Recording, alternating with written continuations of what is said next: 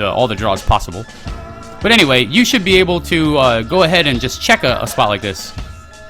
Because you have a great bluff catcher, and you got that backdoor nut flush that can also make a sneaky hand that they can bluff, and they can also not put you on flushes, and it just really, really works out well.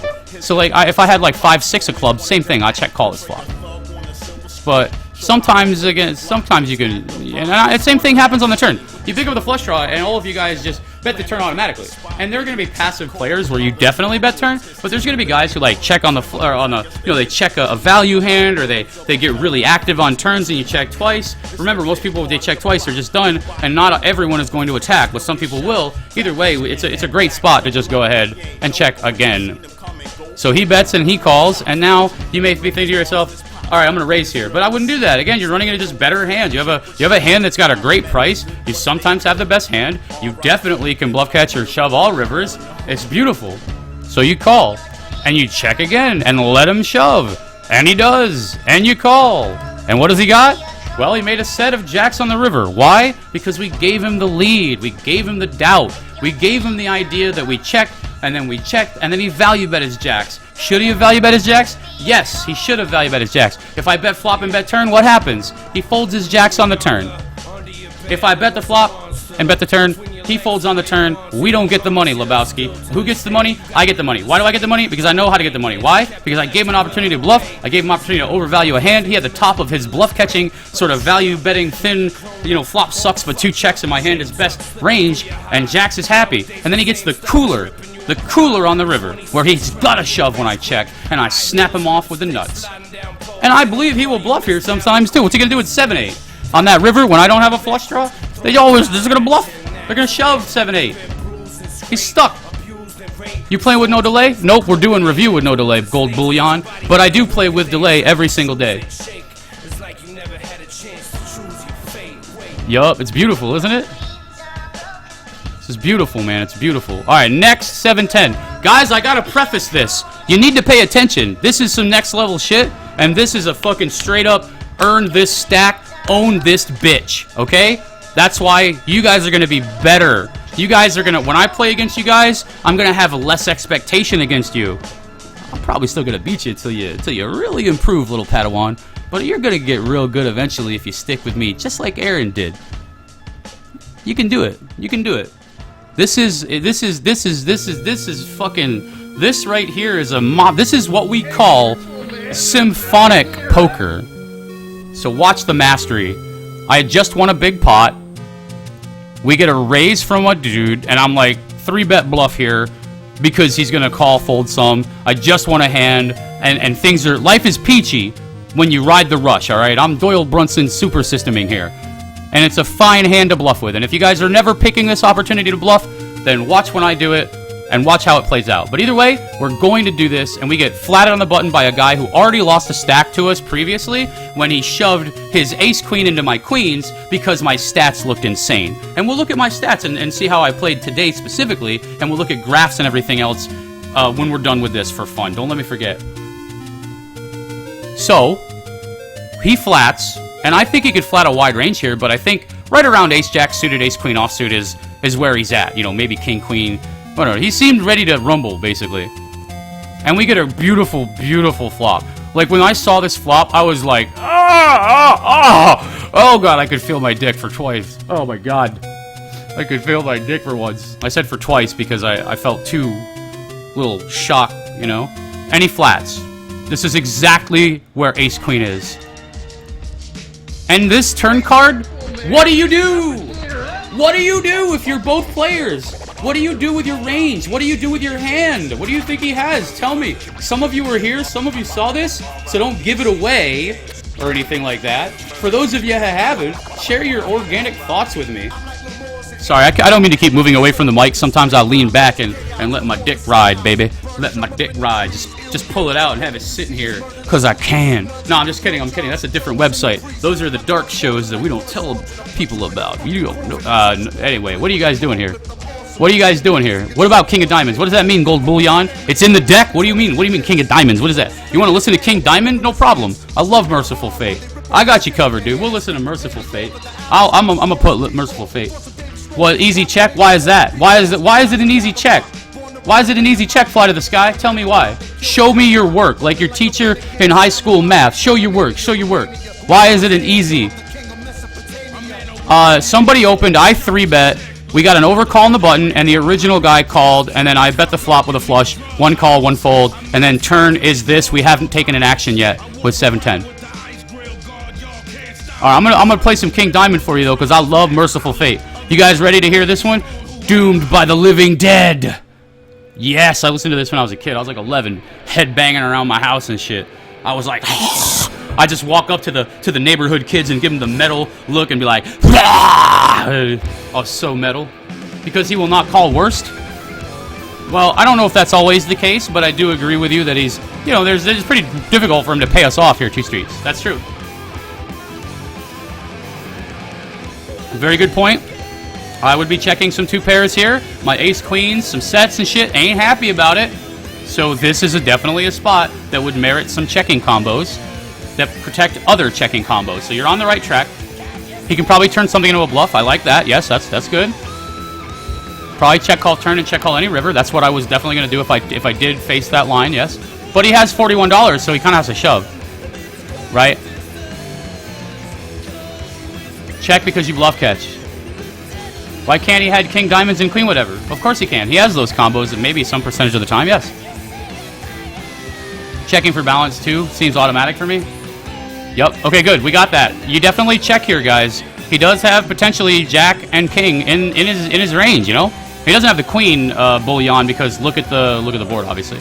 But yes, he can have a jack and he can definitely have a king, and those are some combos in his range. Less frequent than other combos. The king more frequent, but there's some blockers to that shit up there, and you know, those are not many combos of the deck. Either way, it is definitely a check.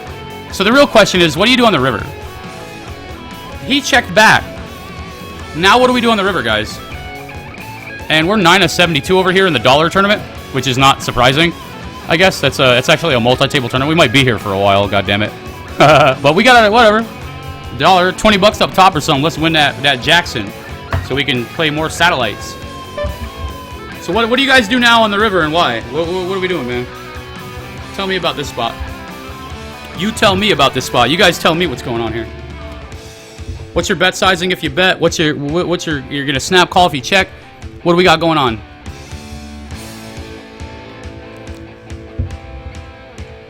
Checking for balance. Oh, check call because you block diamonds. Value bet.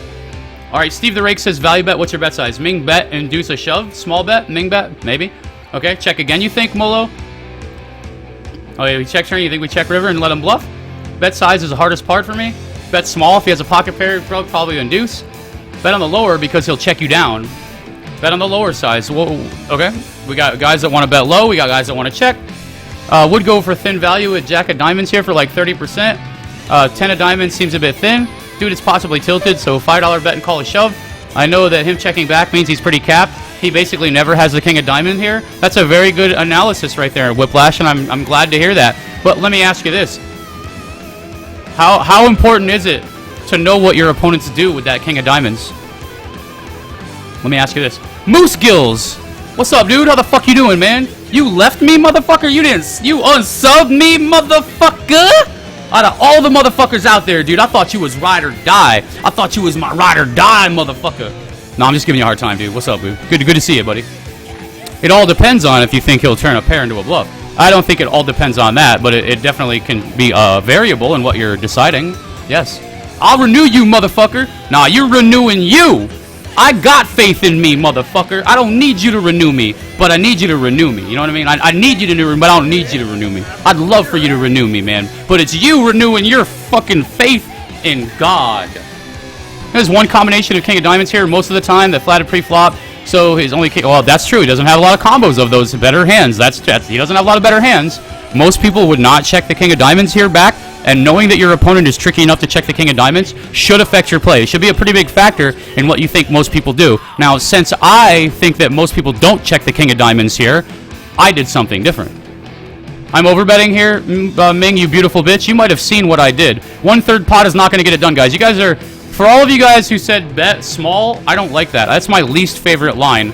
Either check and let him rep something, although I don't think that's ever going to be a successful line, And the reason why I don't think that's going to be a successful line is because I don't think he's going to have to bluff catch or value bet, rather, with like ace-queen. I think he could also show up with ace-x some percentage of the time and just check back a lot of hands. You know, he might check back everything in his range here, and he might not have the balls to bluff or value bet a non-diamond on this board. And if he has a diamond that bets, it beats us. So I don't want to run into a range of hands that just beats me when I check and call, because he just may check everything that doesn't and may never have an actual bluff. He did overcall a 3-bet and then call a flop bet with a guy behind. You have to give your opponent respect, and he's definitely somewhere in the I have a pair and maybe 2 pair that's in the ace-queen hand range somewhere.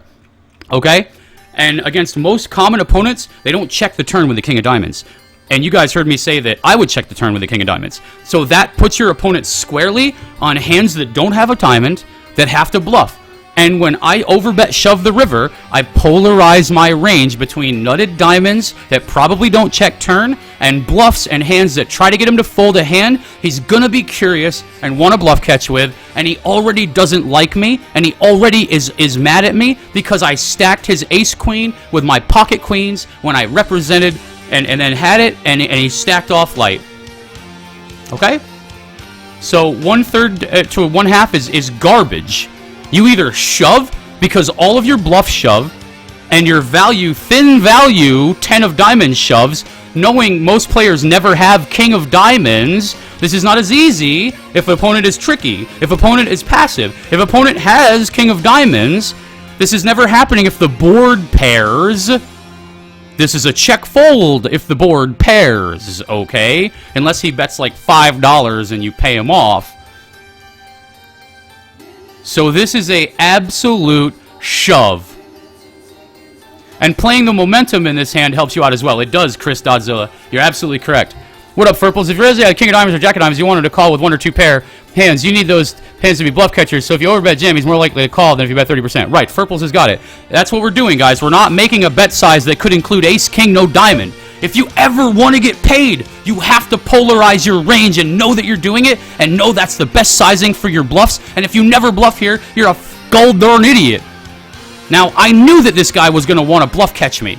If I felt that he wanted to bluff catch me and I got here with something light, something crazy, something too funky, I wouldn't be bluffing here. My psychological makeup of that opponent is such that he's ready to call.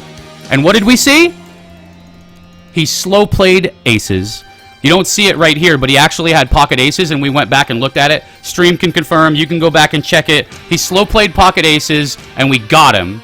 We got him. I'm going to value bet this 7 over here, and I'm going to fucking change this Merciful Fate track back to the regular stream mix, because too much black metal and death metal is just kind of doom and gloom, you know what I'm saying, little baby? And that right there, unless he's got jack of spades or like jack 7, that doesn't really do anything. We're still beat with ace 7, but I'm going to still value bet, because I'll still call with like a 4 or pocket 5 sometimes.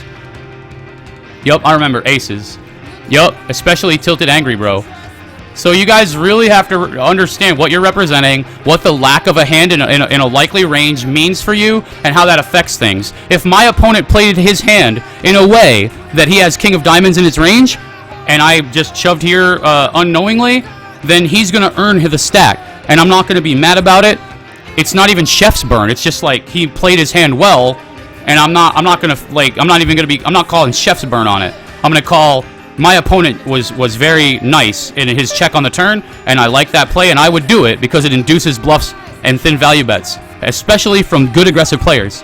So he would never know to do that. That's why players at these stakes don't know to do that, and you guys don't have experience with stuff like this, or why this is the way it is that you're learning now, because you don't have experience with other players who've put you in these spots. So you don't know how to respond in these scenarios, and how better players with more aggression and balanced ranges are going to handle these spots. So I'm